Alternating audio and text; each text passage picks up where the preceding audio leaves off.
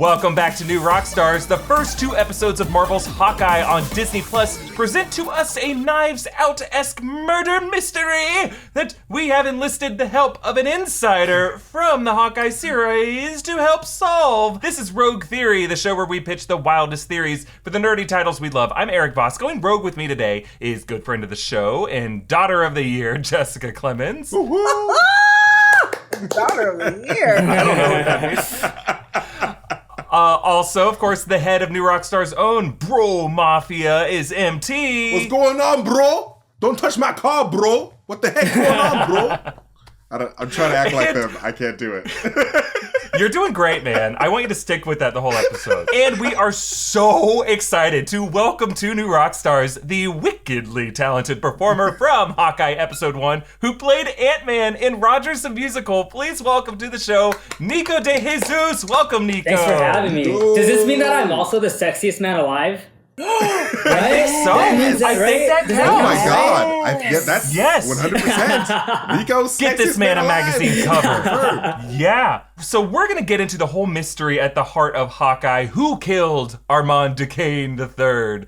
You have some ideas of who you think it is, I'm sure, but I think there's going to be some bigger twists to this. But first, we have Nico here, so we got to ask you about Rogers the Musical, if that's okay. Yes. Please ask. Okay, so I want you to talk about the whole process of bringing I Could Do This All Day to the stage. Like the lyrics, the choreography, the book, the score, the set design, the casting. How collaborative was this process with the Marvel Studios team? What was your level of input as the sexiest man alive, Ant-Man? Well, you know, my agents actually sent me a weird email saying, hey, they want to hire dancers for a Marvel show, and so just send in a tape. It was one of those things. So I just sent in a tape of me dancing, and then a tape of me singing.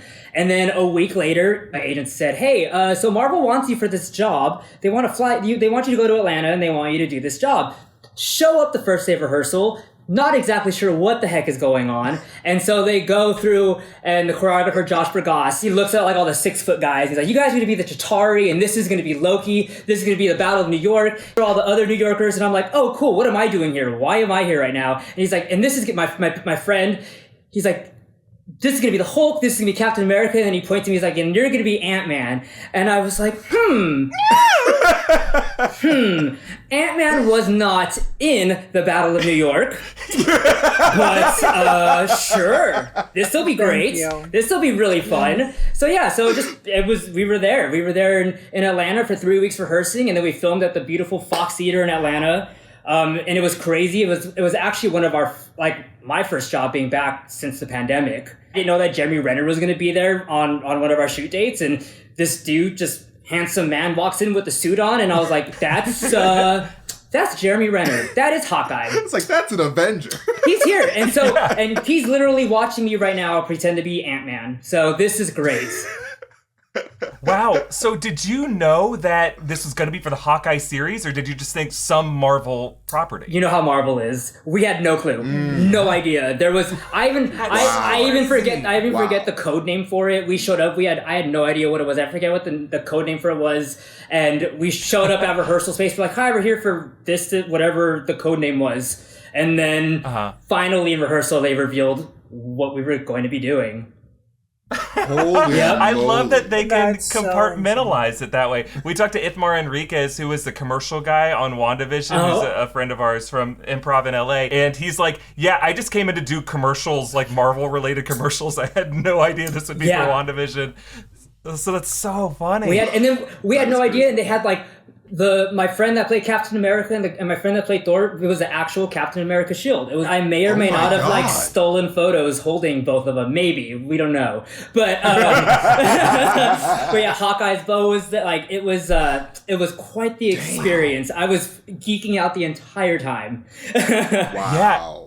We can tell you looked like you were having a lot of fun playing Ant-Man, because like it was even Hawkeye asked, like, Ant-Man wasn't there, and it cuts to you like doing this shake, the sway. It was just so funny. It was hilarious. The choreographer, I thought he was gonna have me do something cooler, because every Avenger, they had their own little like I think it was Ant-Man flies and you don't hear a sound. I thought I was going to like do a flip or something. And he's like, oh no, I actually want you to do what the girls are doing because I think that'd be really funny. And I was like, sure, why not? Sure, it would be pretty funny. You're right. Let's do it. It's sold perfectly, like the editing and your just delivery of that. It was kind of like, yeah, I know I wasn't supposed to be here, but I'm here now. It's like, I'm here anyway. Oh yeah, the entire time though, I was a little scared. I was like, oh, they're gonna realize that Ant-Man wasn't actually in this, and I was gonna get fired. But no. But then when I heard that the Jeremy Renner line about Ant-Man, I was like, oh, I have a close-up coming up. Here we go. Love it. Yes. Good on you, man. Good on you for making the most of it. And we got to ask, could there be other like songs from Rogers the Musical that we might hear on an original cast recording? Other Marvel Easter eggs? I mean, I don't know about that. I do know that they were very excited about this. I do know that they have been talking about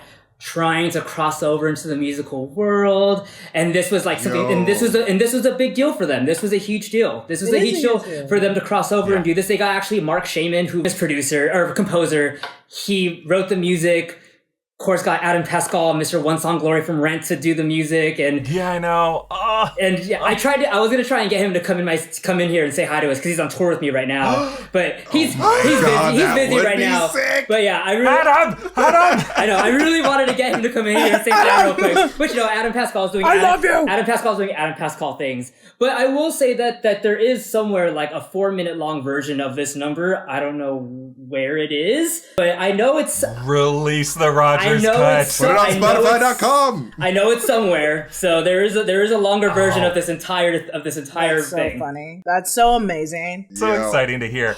Well, Nico, again, thank you for joining us. We want you now to cross over into our world to figure out this Hawkeye mystery because, you had this role on the show. You don't know everything that happened in the show. Not. You're watching it now as a fan, yeah? Yes. Great. Well, let's dive into it. Hawkeye Episode 1. Jack's elderly uncle, Armand Duquesne III, chats up Kate during the party, and Kate recalls attending brunches at his brownstone when she was a kid, suggesting that the Duquesnes and the Bishops could go way back. But now Armand distrusts Jack and Eleanor's engagement. Kate overhears Armand and Eleanor arguing. Armand's like, I gave you this opportunity. He threatens her. I have powerful friends too. And then we learn that Eleanor owns a private security company. Never a good sign. And we're not quite sure whether or not she killed her husband Derek, by the way. That's all in the breakdown. But at this auction, Armand tells Jack that he's reached his breaking point with Eleanor. Things are about to get ugly. They get in a bidding war over Hawkeye's Ronin sword. And then during the robbery, Jack steals the sword, and Kate finds Armand's corpse in his home, slain by a sword injury, along with a bowl of Armand III brand butterscotches, the same butterscotches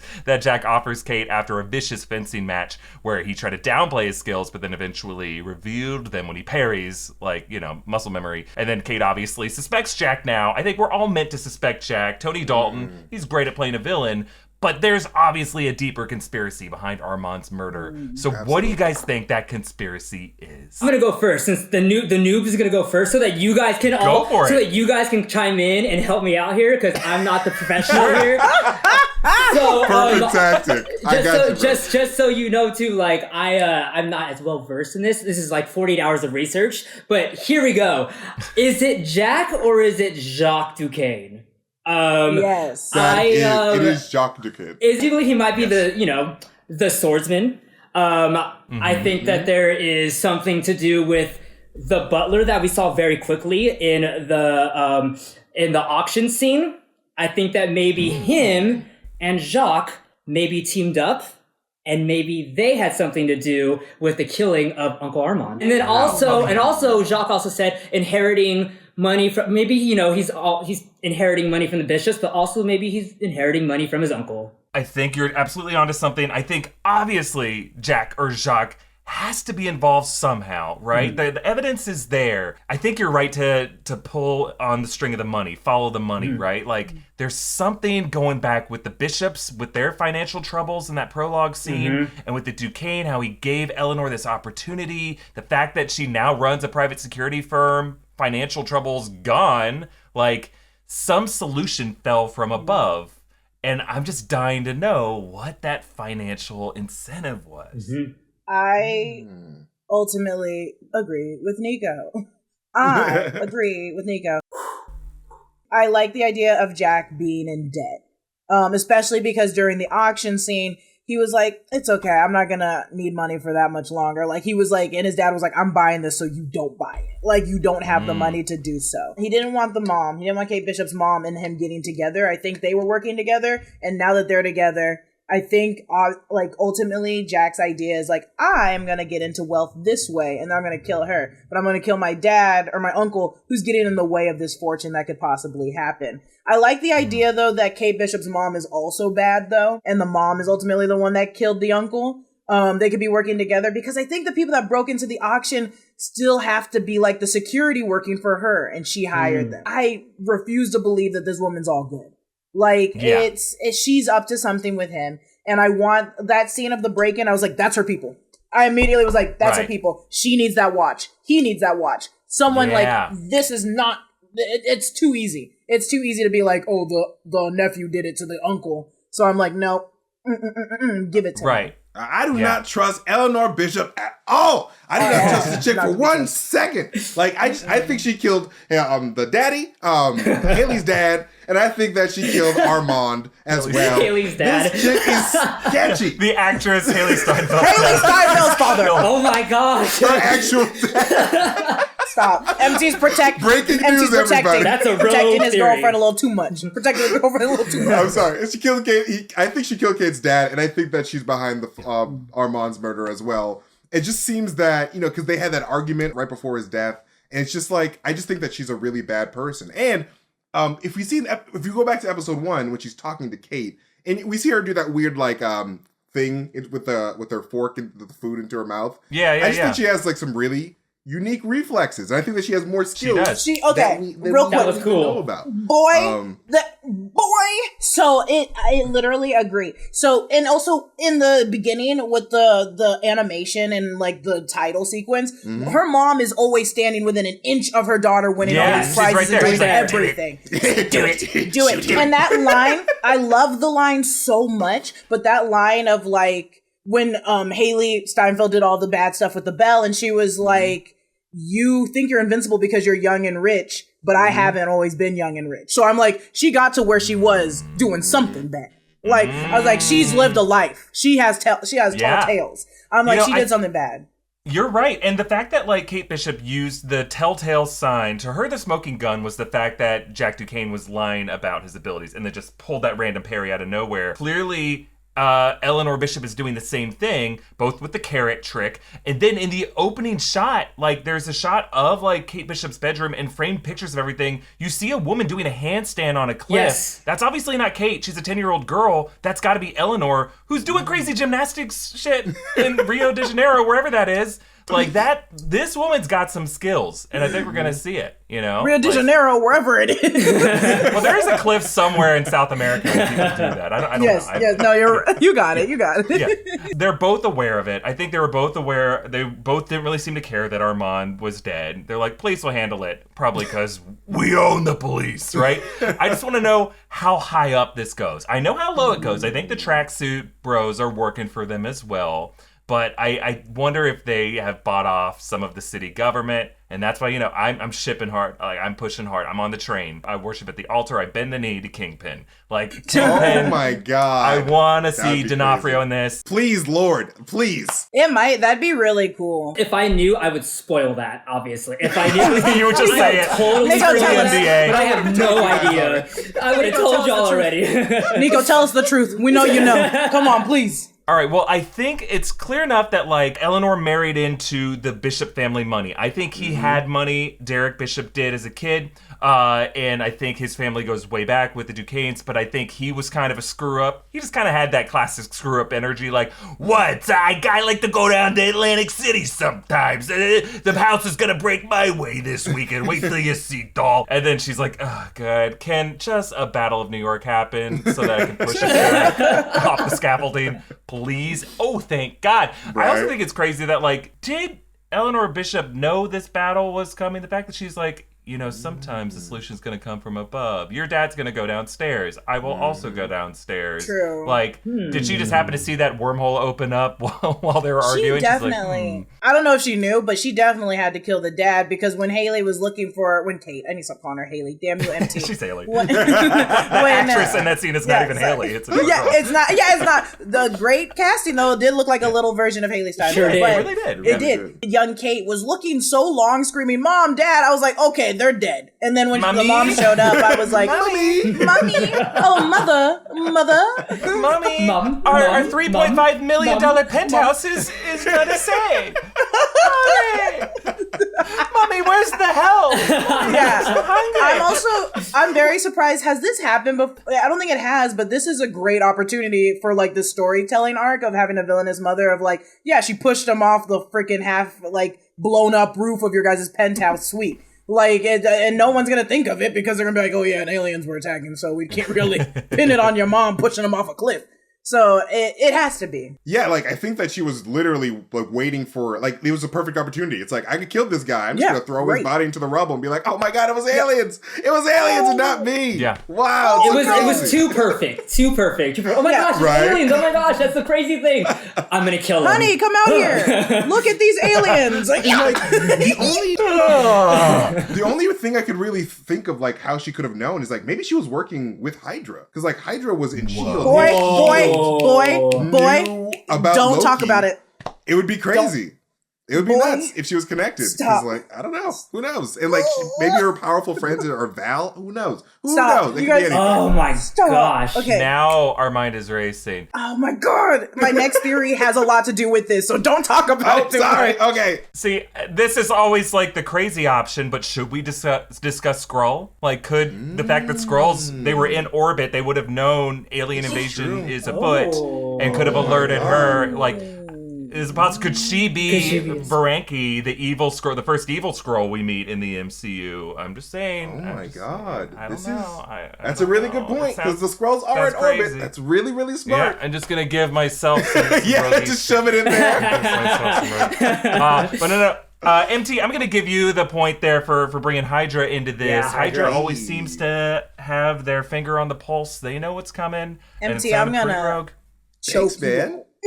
I appreciate it. Man, I got like glitter on my chest now. It's like I came back from a rave. Well, we're gonna talk more about this watch that came up in the auction. I think that could be the key to a lot of this, and I want to hear your thoughts on it. But first, there is a brand new latest Obsession shirt inspired by Hawkeye, available at newrockstarsmerch.com. You gotta get your hands on this. It is awesome. These are limited edition shirts. Once they sell out, they're gonna be retired to the Blue Dungeon with me, where I stitch them together into a quilt and I wrap myself in it, and I just like sweat out. You know, it's just That's what he sweat out. uses to try to escape. Yep. And I'm in a tower. I can't tell you where, but it's just, there's no door to this room. I don't know how I got here, but it's all blue.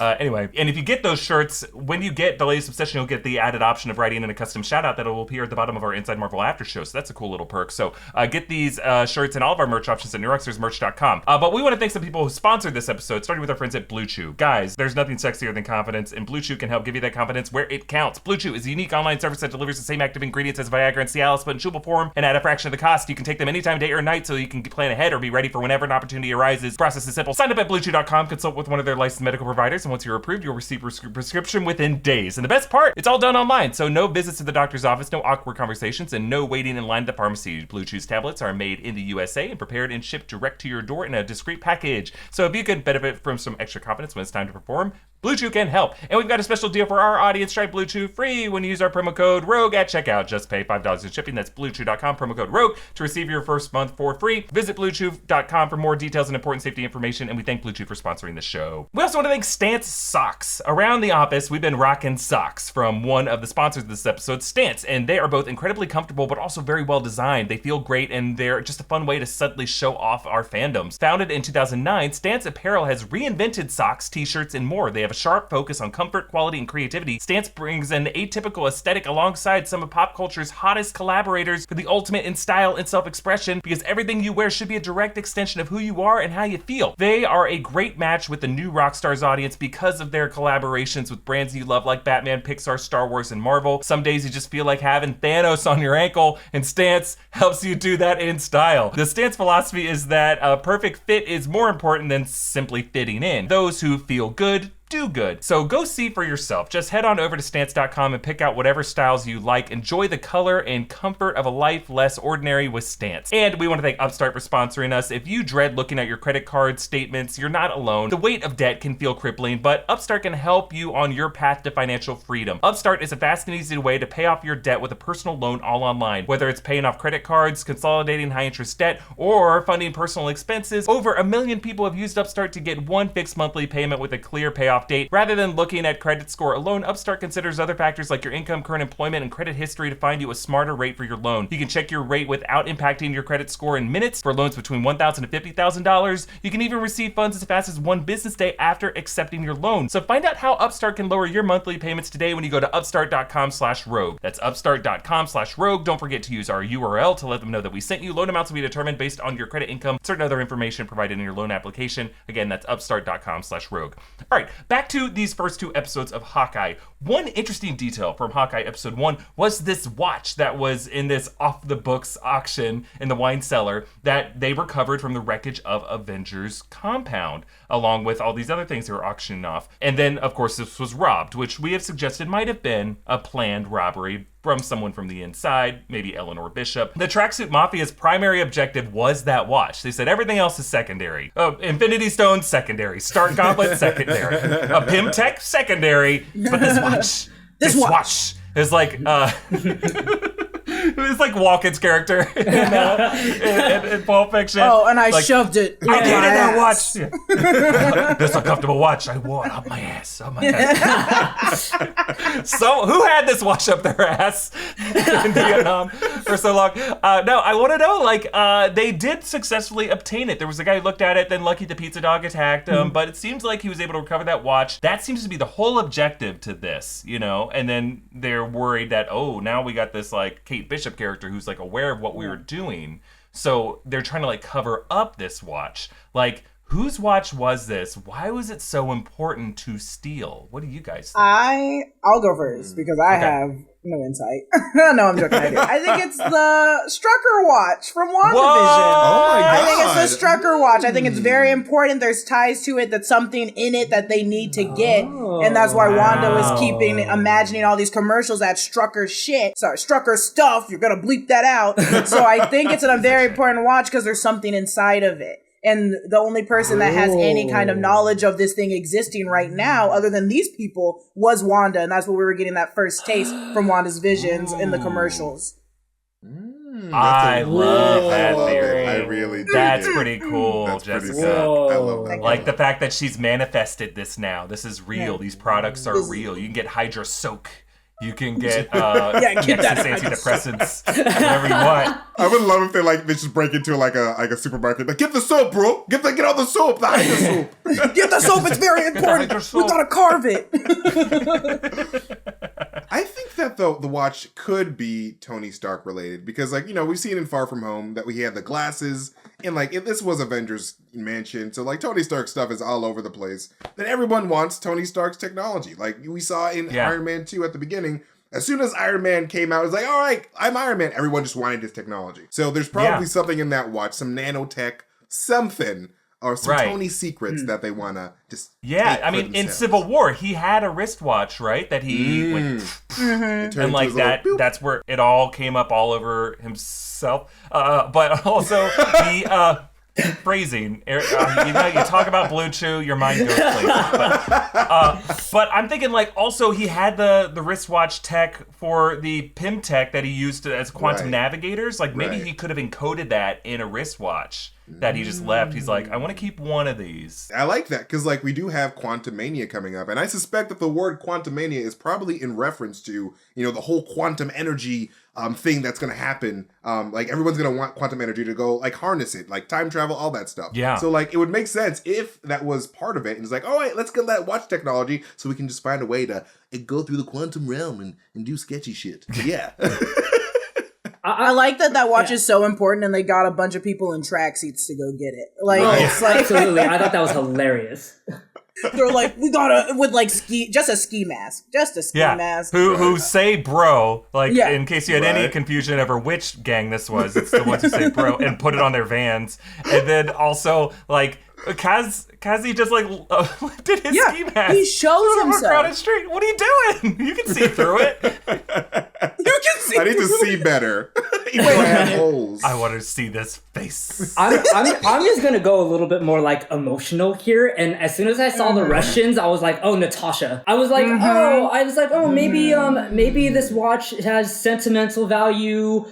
And maybe Yelena maybe sent them to go get the watch. Oh. And maybe this is something of like, I don't know, maybe this is very rogue, but I was like, maybe, I don't know, maybe it belongs to Natasha. This is another thing that connects her to her sister, and this is something that's very sentimental to her. And as soon as the Russians and tracksuits popped up, I was just like, oh, Yelena. Also, I just love Yelena, so I just want her to pop up anyways. But I was like, this is another way, besides her wanting to kill Clint, this is another way to get her into the series and kind of mixed in with everything. That is a fascinating That's take. I Like this, love that. yeah. There is like Ivan, the leader of the gang. We've always wondered who's the Ivan who's Natasha's dad in this universe. You know, like father of Ivan. Is he dead? Is he actually dead? Is he still alive somewhere? But even though Echo seems to be their manager, Yes. a manager is not a CEO. A manager is not a client. You know, a manager is just someone who oversees, does the day shift or the night shift. You know, so I think there's gonna be a lot of tiers to this criminal organization. A lot of whips out to other pieces of the operation. Yeah, I think Yelena could have been involved in that for sure. In fact, and we know Yelena's coming into this show. We know she and Val are targeting Hawkeye. So Nico, I'm giving you a point for that. Yes, I think that's yes. fascinating. And Jessica, I got to give you a point as well for the Strucker watch. I did not think of that. That is I love so that cool. one. Such a good idea. I love that. Yeah, that's so cool. All right, so we are all even up here. It is anyone's game. But before we get to rogue questions, one more thank you to our sponsor, Mack Weldon. You're busy, so stop thinking about what to wear and just embrace the radically efficient Mack Weldon Daily Wear System. The Daily Wear System is a selection of clothes rooted in smart design, made with performance fabrics built to work together. From breathable t-shirts and polos to stylish button-ups and shorts, underwear, and beyond, Mack Weldon makes it easy for you to dress for work, leisure, and play. Around here at New Rockstars, we are big fans of their long sleeve t-shirts. They are perfect for fall weather or even a chilly movie theater where, you know, we're starting to spend some more time these days and you gotta look sharp in that concession line. For the ultimate lazy Sunday, their Ace sweat shorts have a modern tailoring and pair perfectly with their ultra soft, ultra upgraded Pima tees. For weekend travels, both near and far, the Silvernet polo and Radius shorts are their perfect high-tech, highly packageable combo. So buy some time this season with the Mack Weldon Daily Wear System. For 20% off your first order, visit MackWeldon.com/rogue and enter promo code ROGUE. That's MackWeldon.com/rogue, promo code ROGUE for 20% off Mack Weldon, radically efficient wardrobing. All right, it is Thanksgiving week, everybody. Gobble, gobble, Black Friday. We're eating a lot of food. We're buying a lot of things that probably won't ship to us until January. But anyway, I want to know, in honor of Thanksgiving, pitch what side dish or dessert or other option your favorite Marvel hero or your favorite Marvel villain would bring to the Thanksgiving dinner table. In honor of, my boy Nico, I think I'm going to say Ant-Man brings in, if you remember from Ant-Man 2, there's these really adorable tardigrade animals in the microverse. Water bears. Yeah. If he just made them really big and then just cooked one and just like, here's my Thanksgiving meal, a weird microverse animal. I think that'd be hilarious. I'm Love gonna it. say that Shang-Chi, I don't know if any of you have ever been to like an Asian holiday feast. We don't typically do like proper Thanksgiving food, we always do like, oh, here's some noodles and lumpia if you're Filipino. I'm gonna say that Shang-Chi, he's bringing dumplings. He's bringing some soup dumplings over to our Thanksgiving. Yeah, actual edible food instead of like poorly cooked turkey. You know, absolutely. I'm not a big fan of like a roast soup. Like, you have to work so hard. He's bringing dumplings and boba. I mean, that sounds like a dream Thanksgiving to me. That sounds amazing. Yes. Hell yeah. I'm all about that shit. I think it'd be cute if it's Peter Parker and he was just like, oh yeah, Aunt May made some lemon bars and there's only like enough for 6 people. So, like, I feel like all the other Avengers would bring like actual dishes. Like Doctor Strange would make like an actual buffet come to the table, and Peter Parker shows up in just like his normal like jacket and shoes, just be like, lemon bars here with the foil still on. Like it'd be something cute.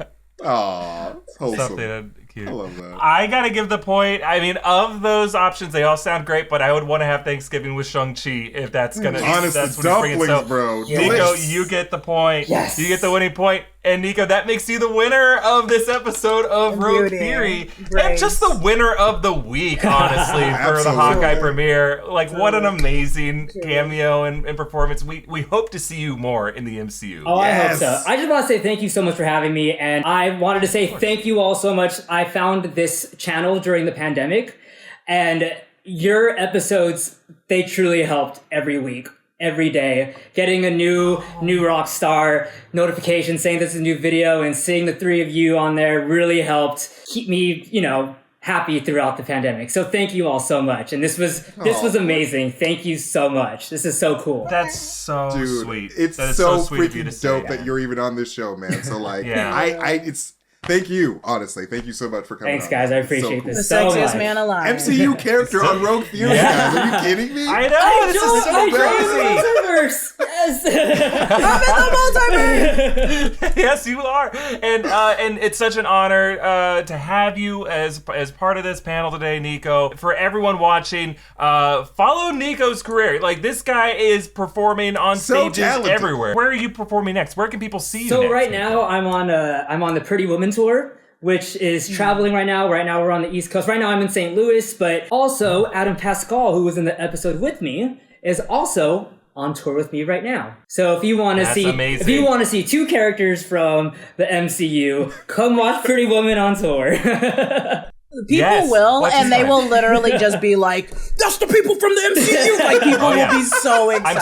I'm telling you, right now, people are discovering Jonathan Larson and his universe and his works through Tick, Tick, Boom. Yes. With Spider-Man as in Tick, Tick, Boom. Like, people are gonna find their way around to everyone. Having grown up with Rent and with Adam Pascal, to me, whatever, but like, there's gonna be a whole new wave of kids who are like, wait, what is this? This amazing thing? Absolutely. Called musical theater. That I can go support. Anyway, so yes, support Nico DeJesus, and we thank you again for joining us here on New Rockstars. What an amazing show this was. And of course, Jessica Clemons, MT, thank you guys for joining us. Always a delight to share some screen time with you guys. And you can support New Rockstars and all of our awesome merch over at newrockstarsmerch.com. And if you want to talk more about this episode of Rogue Theory, we have a New Rockstars Discord server that is now open to the public. We've made some channels available to non-patrons so that you can be a part of a broader community of New Rockstars fans on Discord. If you're over 18 and interested, search for New Rockstars on your Discord search option. Join the conversation. You can follow me at Erik Voss, follow New Rockstars on all of our social platforms, and be sure to subscribe to our channel here on YouTube, of course. Everyone, have a wonderful holiday weekend, and we will see you next time. Bye-bye. Gobble, gobble. Bye.